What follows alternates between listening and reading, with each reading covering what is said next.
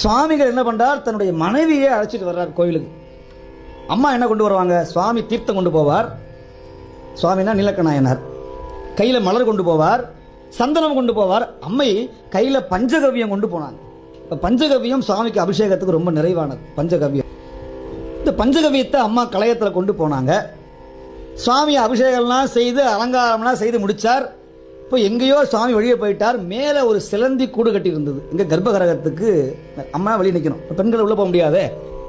இப்போ சிலந்தி என்ன பண்ணது, மேலே இருந்து கீழே லிங்க திருமேனியில் அயவந்தி பெருமான் மேலே அப்படி கீழே வந்து விழுந்தது ஒரு சிலந்தி. அவ்வளோதான், ஒரு சாதாரண இட்டுக்கால் பூச்சி சிலந்தி லிங்கத்து மேலே விழுந்தது.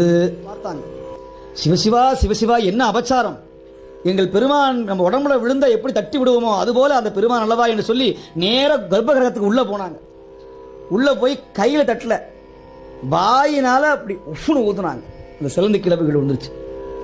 இதை சுவாமி பார்த்துட்டார். யார் பார்த்துட்டா, தன்னுடைய கணவனாகிய நீலநக்க நாயனார் பார்த்துட்டார். கடும் கோபம் வந்தது. எல்லாம் வல்ல பெருமான் மீது இந்த அம்மா செய்ததும் அன்புதான், அம்மையார் பண்ணதும் அன்புதான், சுவாமி நினைச்சதும் அன்புதான்.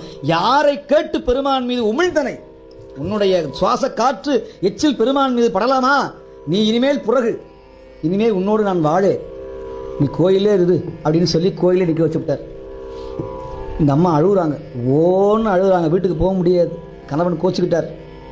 இவர் போய் சுவாமி பூஜையை பண்ணினார். அர்த்தஜாமம் முடிஞ்சது, உறக்கம் தூங்குறார். சுவாமி துயில் மேற்கொள்றார். இப்போ சிவபெருமான் வர்றார். அயவந்தி பெருமான் கனவுல, ஓய் நீலநக்கரை எழுந்திரியும், இதை பாத்தியா, உன்னுடைய பாரியால் மனைவி ஊதிய இடம் எவ்வளவு நல்லா இருக்கு பாத்தியா, இந்த சிலந்தி பட்டதுனால என் உடம்பெல்லாம் கொப்பளமா ஆயிடுச்சப்பா, உன் மனைவி எனக்கு நன்மையே செய்தார்கள், நன்மை செய்தாரப்பா, அவரை போய் நீ விளக்கி வைத்து விட்டாயே, சிலந்தி பட்ட இடத்தை ஊதிய அந்த அம்மையார் ஊதியதுனால என்னுடைய இடம் துன்பம் இல்லாம இருக்கு, மற்ற இடமெல்லாம் குப்பளமா வந்து விட்டதுன்னு சாமி காமிக்கிறார். அம்மாவுடைய காற்று பட்டதுனால சுவாமிக்கு நோய் ஏற்படலையா, மற்ற இடமெல்லாம் நோய் வந்து விட்டதா, இதை காமிக்கிறார் இந்த செய்தியை. இதை பார்த்து பதறி அடித்து நேரா உள்ள போறார். பெருமான் விடையில காட்சி தர்றார்.